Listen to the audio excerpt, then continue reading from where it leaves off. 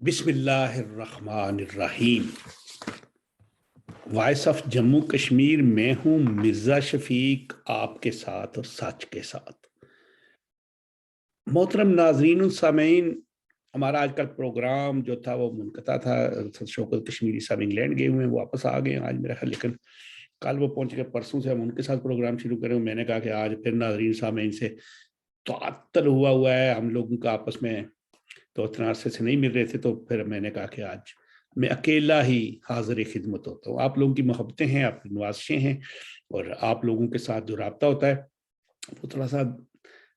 कुछ मिसिंग हो जाती है। अगर मैं हम लोग ना आपस में कुछ कमेंट देखें, कुछ देखें, मिलें, तो बातें करनी पड़ती हैं। आजकल वैसे भी मुमलकत ख़ितादात पाकिस्तान के वज़ीर आज़म जो हैं वो मॉस्को गए, रूस में गए, तो जाते ही वहाँ पे क्या उनका कदम रंजा फरमाया, मुलाकातें होनी थी कि रूस और यूक्रेन की जंग शुरू हो गई। काफ़ी लोग मर चुके हैं, जंगें जहाँ भी हों, जंग जो है वो हमेशा इंसानों का कत्लेआम होता है, इंसान मरते हैं, बुरा होता है। लेकिन ये जंग जो है ना, ये बड़ी एक मुस्तकबिल में एक कोई खतरे का अलार्म है, जो मैं समझता हूँ। और ख़ासकर मुमलकत जो है, मुमलकत इक़्तिदाद, इसको तो इस जंग के दौर में मेरा ख़्याल है, इस पे एक बाकायदा प्रोग्राम करूँगा मैं आगे शौकत साहब के साथ भी। लेकिन इनको तो इसमें जाना नहीं चाहिए था, हिस्सा ही नहीं लेना चाहिए था, क्योंकि ये जंग सिर्फ रूस और यूक्रेन की नहीं है। ये जंग रूस की जंग जो है, ये हर लिहाज से अमेरिका और यूरोप के दरमियान में है। इसकी जो बात बताऊं, असल बात ये है कि 1999 में 1989 में जब सोवियत यूनियन टूट गई, तो उसके बाद जो उसकी जो एक पूरा ब्लॉक जो था वो बिखर गया, और फिर वो कुछ वेस्ट यूरोप के साथ आ गए, फिर वो आज़ाद हुई, फिर यूरोपियन यूनियन थी बनी, फिर यूरोपियन यूनियन में वो आहिस्ता आहिस्ता सब लोगों को शामिल कर लिया गया। लेकिन रूस ने चाहता भी था, लेकिन रूस को शामिल ना किया गया। जब हम सेकंड वर्ल्ड वार से बाद में आते हैं, तो फिर उस वक्त दो जो ब्लॉक्स बने थे, एक वेस्ट यूरोप जो था, एक वो जो सोवियत ब्लॉक था, उनका एक अपना ग्रुप था और एक इनका था। उसमें वो सीटो था, उसमें तो वो नेटो बना, सीटो बना के हम अगर हमारे किसी मुल्क पे कहीं उधर से हमला होगा तो हम सारे मिलकर उसका दफा करेंगे। इधर नेटो बना के अगर वहां से किसी ने हमारे किसी मुल्क पे हमला किया तो हम खुद मिलकर सारे दफा करेंगे। लेकिन जब 89 में ये सोवियत यूनियन टूट गया, अफगानिस्तान जंग का दौर जो था वो आप देखा वो जैसे हुआ, तो नेटो का तो मकसद उसमें खत्म हो जाना चाहिए था। उसमें तो फिर नेटो को बाकी रखने की रूस ही खत्म हो गया। लेकिन रूस ने कोशिश की कि हमें नेटो में शामिल कर लें, हमें यूरोपियन यूनियन में शामिल कर लें, लेकिन यहाँ पे जो ताकतें थी उन्होंने उसको ना ही नेटो में शामिल किया, ना ही रूस को यूरोपियन यूनियन में। तो रूस ने फिर ये आहिस्ता आहिस्ता समझना शुरू कर दिया कि ये तो मुझे अनरिस्पेक्ट है, मुझे डिग्रेड कर रहे हैं। तो उसने भी थोड़ा थोड़ा अपना, जब खासकर जब पुतिन का दौर आया, तो उसने थोड़ा सा उसको दोबारा री स्टेबलाइज किया।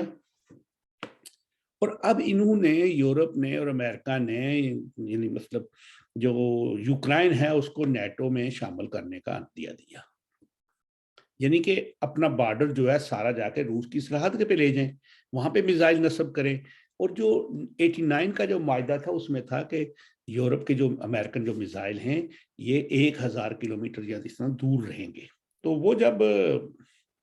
इन्होंने न्यू वहां पे यूक्रेन में ऐसे अंदिया देने शुरू किए, तो उसमें फिर लाजमी बात है कि रूस ने उसका जवाब तो देना था। तो उसके बाद उसका आसान तरीका वही था कि पुतिन के वो रूस के साथ यूक्रेन की बॉर्डर थी, और ये वहीं पे मशरकी यूक्रेन जो है वहां पे मिसाइल नस्ब कर रहे थे। तो उसने फिर इनको वार्निंग्स दी। तो अब जो है बात लड़ाई तक चल गई। खैर, अब देखें क्या होगा। अभी तक तो चल रहा है काम, और बहुत से लोग मर गए हैं, बहुत से लोग होंगे, लेकिन इसका असर बहुत बड़ा पड़ेगा। सबसे पहले बैन अवी तौर पे جو غریب ملک ہیں وہاں پہ بھی اثر بہت پڑے گا، یورپ میں پڑے گا، گیس کا، پیٹرول کا، مہنگائی کا، اور وہ $100 سے زیادہ بیرل کی قیمت ہو چکی ہے، جو پچھلے دنوں میں 45 50 50 60 تک تھی۔ اب بات یہ ہے کہ مملکت خدادات پاکستان کے وزیر اعظم کا دورہ روس اس وقت کیا پاکستان کے لیے مفید ہے یا نہیں؟ تو میں تو کوئی اتنا بڑا تجزیہ نگار نہیں ہوں، لیکن بحیثیت ایک طالب علم ہونے کے سیاست میں سمجھتا ہوں کہ یہ دورہ سراسر پاکستان کے لیے مستقبل میں گھاٹے کا سودا ہے۔ وہ اس لیے کہ اس وقت پاکستان کے جو مفادات ہیں، جو مالی مفادات ہیں، جو اس کو پیسے چاہیے، جو اس کو قرضے چاہیے، جو اس کے قرضے ریشیڈول ہونے ہیں، جو اس کی IMF کے ساتھ معاملات ہیں، جو فیٹف کے معاملات ہیں، وہاں پہ اس کو روس کوئی بڑی مدد نہیں کر سکتا، نہ ہی چائنا۔ فیٹف کا جو شنید ہے، میرے ایک ہمارے بڑے اچھے دوست ہیں فرانس میں، ان کی ایک رپورٹ ہے، تجزیہ ہے کہ جون تک یہ ابھی تک فیٹف میں ہی رہے، یہ اس کو رکھیں گے بلیک وہ گرے لسٹ میں۔ لیکن اگر امریکہ چاہے، فرانس ہے ایک اشارے پہ، تو بلیک لسٹ کر سکتے ہیں، وہ نہ کریں ان کی اپنی بات ہے، لیکن وہ کر سکتے ہیں، تو یہ بھی پاکستان کے لیے ایک نقصان ہے۔ دوسری بات، IMF نے جو قرضہ دینا ہوتا ہے، جو ورلڈ بینک قرضے دیتا ہے، یہ سارے امریکہ کے زیر اثر ہوتے ہیں۔ سعودی عرب نے قرضہ دیا، اور اس میں بھی جو شرائط ہیں وہ سب کو پتہ ہے، اور وہ شرائط جو ہیں اس کے وقت دیکھا جائے تو اگر کوئی ایسی ویسی بات ہو، امریکہ ناراض ہو جائے، برطانیہ یا روس یہ فرانس ناراض ہو جائے، تو سعودی عرب بھی وہ اپنا قرضہ واپس مانگ سکتا ہے۔ تو یہ بھی پاکستان کے نقصان دہ ہے، اور پاکستان مغرب اور امریکہ کو نظر انداز بھی نہیں کر سکتا۔ یہ سارے پروگرام، ساری چیزیں جو بھی چلتی ہیں، یہ سب انہی کی امداد پہ چل رہی ہیں۔ اب وزیر اعظم پاکستان نے جا کے روس میں جا کے عین لڑائی والے دن ملاقات، اس ملاقات کا فائدہ پوٹن صاحب کو تو یہ سیاسی ہو سکتا ہے کہ وہ سوچیں، وہ سمجھیں، لوگوں کو بتائیں، دیکھیں ایک اسلامی ملک، اتنا بڑا ملک، ایشیا میں ملک جس نے وہ یہ کیا وہ کیا، آٹمی طاقت ہے، وہ سب سے ہمارے ساتھ ہے، ہمارے ساتھ اظہار یکجہتی کے لیے آیا ہے۔ لیکن میں نے ایک خبر سنی ہے کہ پاکستان کے جو سفیر میجر جنرل اسرائیل کھوکھر جو یوکرائن میں ہیں، انہوں نے وہاں کی حکومت کو یقین دلایا کہ ہم آپ کے ساتھ ہیں۔ اس سے معلوم ہوتا ہے کہ پاکستان کی جو اسٹیبلشمنٹ ہے، یعنی کہ جو پاکستان کے مقتدرہ ہے، وہ شاید وزیر اعظم کے خیالات کے ساتھ متفق نہیں ہے۔ انہوں نے کسی طریقے سے اپنا آپ کو بتایا ہے کہ ہم کس کے ساتھ ہیں، ہم کیا کہنا چاہتے ہیں، وہ امریکہ کے ساتھ ہیں، کیونکہ ان کے وزیر اعظم کے واپس آنے کے بعد یہ بھی شنید ہے کہ جنرل باجوہ صاحب کا دورہ امریکہ میں ہوگا، اور ان کو پینٹاگون اسی طرح ویلکم کرے گا، گرم جوشی کے ساتھ، اسی طرح ریڈ کارپٹ بھی ہوگا۔ اب وزیر اعظم پاکستان کا جب وہاں پہ استقبال ہوا، وہ ان کے ایک نائب جو تھے نا، مطلب اسسٹنٹ جو نائب وزیر خارجہ جو تھے، وہ انہوں نے کیا، تو وہ شہباز گل صاحب نے بتایا کہ اصل میں روسی صدر، نائب صدر اور وزیر خارجہ جو تھے وہ اس وقت سوئے ہوئے تھے، اور ہمارے وزیر اعظم صاحب بڑے اچانک وہاں پہ پہنچے، تو اس لیے پھر نائب وزیر خارجہ جو ہے انہوں نے استقبال کیا۔ اور پھر وہ یہ بھی کہہ رہے ہیں کہ جی کہ 23 سال اور 24 سال، لیکن اس سے پہلے زرداری صاحب گئے تھے، ان کو بھی گارڈ آف آنر دیا تھا، ان کو بھی، یہ اصل میں حالات تو وہیں سے ٹھیک ہونے شروع ہوئے نا، روس کے ساتھ زیادہ تعلق بنے۔ اب ایک اور شخص، ایک پاکستان کے جو اپنے تحریک عدم اعتماد کے اوپر بات ہے، تو پاکستان کے اندر انٹرنل جو پولیٹک ہے اس کا جو معاملات ہیں، کہ اب تو یہ سن چکے ہیں، یہ فیصلہ ہو چکا ہے کہ وزیر اعظم شہباز شریف ہوگا، اور پنجاب کا وزیر اعلیٰ پرویز الہی ہوں گے۔ اب اصل میں وہ جو دورانیہ آئے گا 1.5 سال کا ہے یا سال کا ہے، یا فورن الیکشن ہوتے ہیں، اس پہ کچھ معاملات چل رہے ہیں، لیکن یہ ہے کہ 10 مارچ یا 8 مارچ سے پہلے کچھ نہ کچھ ہو جائے گا۔ یہ بھی شنید ہے کہ پاکستان کی ایک بہت بڑی شخصیت یورپ جو آئی تھی، لیکن اچانک وہ وہاں سے نواز شریف کو ملنے گئے ہیں لندن میں، اور ان کا طیارہ جو ہے وہ برمنگھم میں اترا ہے۔ برمنگھم چھوٹا سا ایئرپورٹ ہے، اور برمنگھم میں اس شخصیت کا ایک بھائی بھی رہتے ہیں۔ یہ بھی پاکستان کا میڈیا میں سے کچھ لوگوں نے بتایا، لیکن عام میڈیا نہیں بتا رہا، کیونکہ جو میڈیا ہے وہ حکومت کے تابع ہے، اور حکومت ایسی چیزیں، اور نہ ہی اس شخصیت نے ان چیزوں کو اجاگر کیا ہے۔ اور وہ ان کو گاڑی میں ڈائریکٹ ایئرپورٹ سے وہ اندر سے بیٹھے اور چلے گئے، اور پھر ان کی خفیہ جو ملاقات ہوئی ہے، سنا ہے لندن میں کوئی گورنس ہوٹل ہے، بڑا ہوٹل ہے، وہاں پہ ان کی ملاقات ہوئی ہے۔ اب آتے ہیں کہ ایک اور بات ہے میرے دوستو، ہم ہمیشہ سنتے آئے ہیں کہ ضیاء الحق کی باقیات۔ آج میں آپ سے بات کرتا ہوں کہ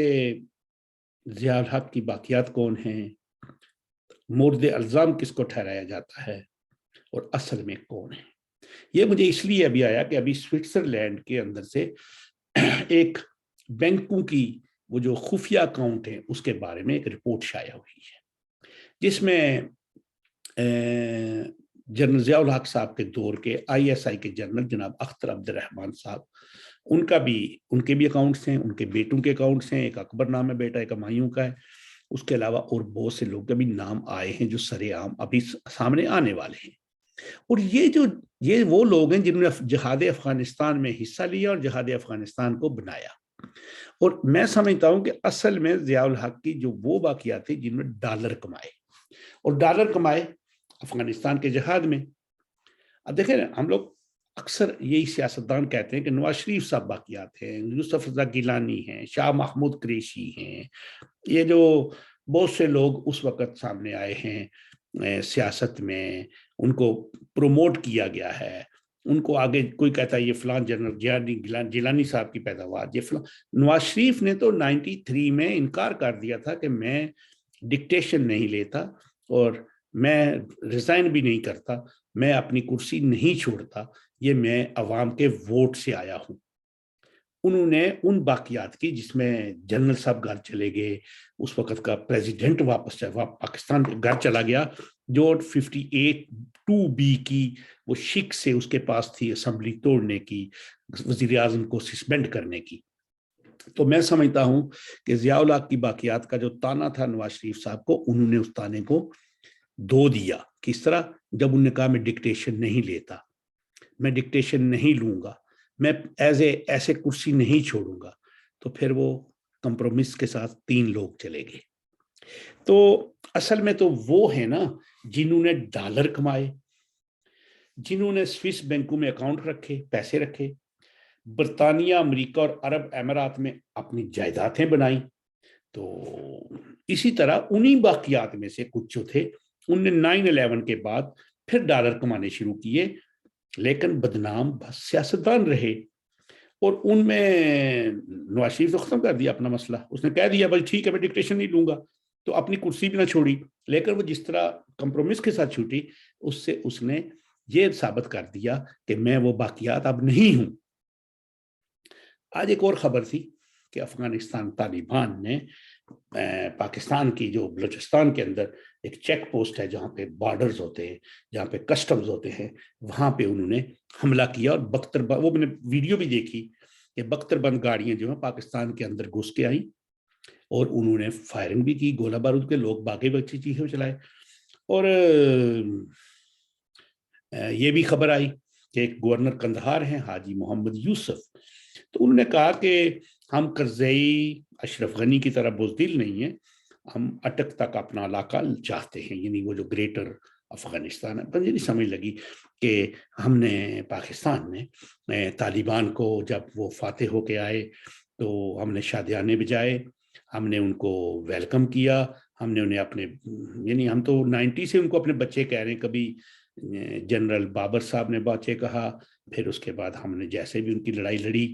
اور اب انہوں نے پاکستان کے اندر حملے کرنے شروع کر دی ہیں۔ یہ میڈیا نہیں بتا رہا، کیوں کہ میڈیا بھی شرمسار ہے، میڈیا کو یہ اجازت نہیں ہے، حالانکہ یہ خبر صحیح ہے۔ اور اس کے یہ ثابت ہوتا ہے کہ افغانستان سے جو طالبان نے حملہ کیا اور وہ امریکی بختر بند گاڑیاں لے کے آئے، اب دیکھیں نا ان کو کتنی ایکٹیو گاڑیاں دی گئی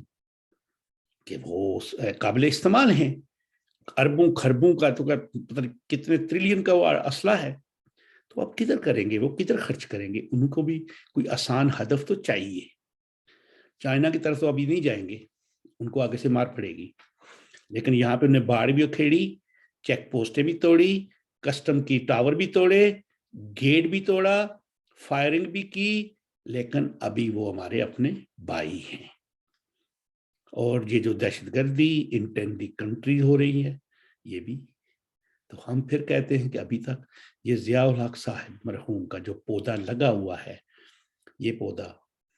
پتہ نہیں کب کٹ سکتا ہے، کیسے کٹے گا؟ یہ بہت بڑا تناور، وہ کہتے نا، میں کئی جگہ پنجاب میں دیکھا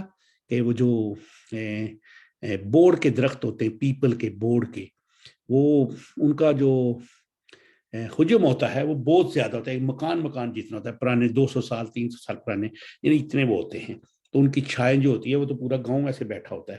تو یہ بھی اب کل اللہ نہ کرے مملکت اقتدار پاکستان کو اس طرح کوئی نقصان پہنچے،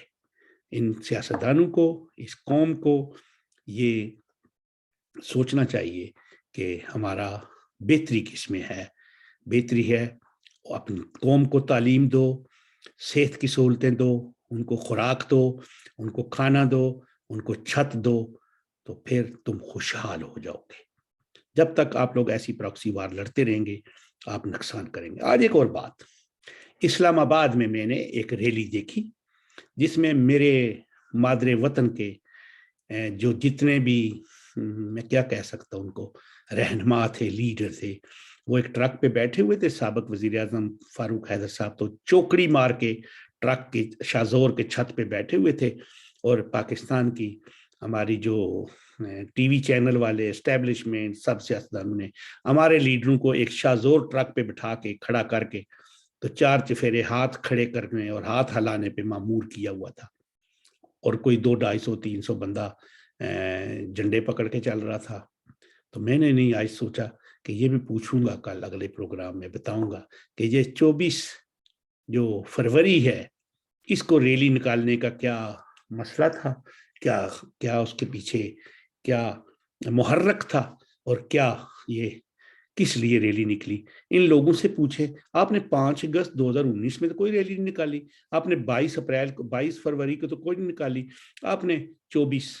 18 اکتوبر کو کبھی نہیں نکالی، آپ نے 22 اکتوبر کو نہیں نکالی، آپ نے کبھی کچھ بھی نہیں کیا، اور آج آپ 5 فروری کی ریلی، اس لیے کہ جناب مقبول بٹ شہید کی برسی کو سبوتاژ کرنے کے لیے، اور یہ 24 کی پتہ نہیں کسی آپ نے صاحب سے نکالا۔ ان سب لوگوں سے پوچھا جائے، میرے بھائیوں، یہ درجن بار لوگ آپ بیٹھے ہوئے تھے، پھر اینڈ پہ آپ کشمیر ہاؤس جائیں گے، دعوتیں اڑائیں گے، کھانے کھائیں گے، اس میں ساری جماعتیں تھیں، جماعت اسلامی تھی، پیپلز پارٹی تھی،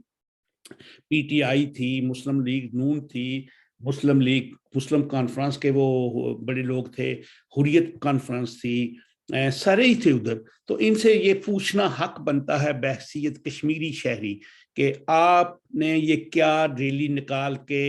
کون سا پیغام دیا؟ کیا آپ نے آج اسی بات پہ کہیں پاکستان پہ اس وار کو اس